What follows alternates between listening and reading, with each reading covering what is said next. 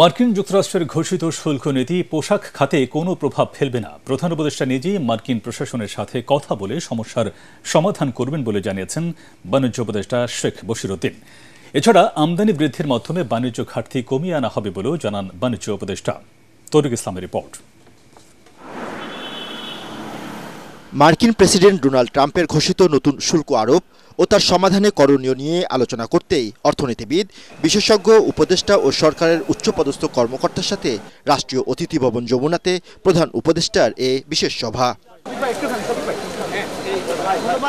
সভা শেষে সংবাদ সম্মেলনে বাণিজ্য উপদেষ্টা বলেন, প্রধান উপদেষ্টা নিজেই মার্কিন প্রশাসনের সাথে কথা বলে সমস্যার সমাধান করবেন। প্রধান উপদেষ্টার নির্দেশনায় এবং প্রধান উপদেষ্টা নিজেই যুক্তরাষ্ট্র প্রশাসনের সাথে সংযুক্ত হবেন এই বিষয়ে আমাদের অবস্থানকে তুলে ধরার জন্য, এবং আমরাও সংশ্লিষ্ট যুক্তরাষ্ট্রের যে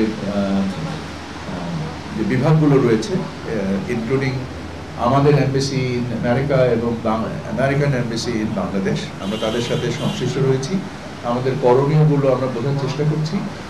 আমরা এখানে সম্ভাবনাও দেখছি, আর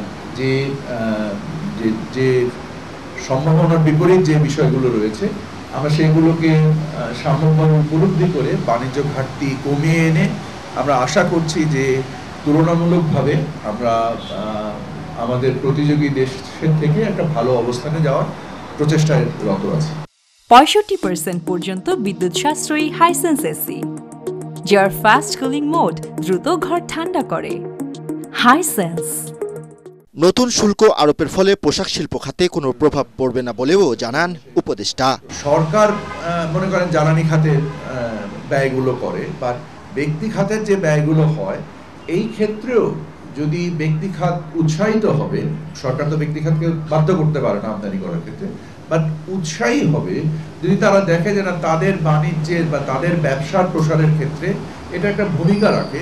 মার্কিন প্রশাসনের এমন ঘোষণাতে বাণিজ্যিক সম্ভাবনা আরও বাড়বে বলেও জানান উপদেষ্টা বশিরউদ্দিন।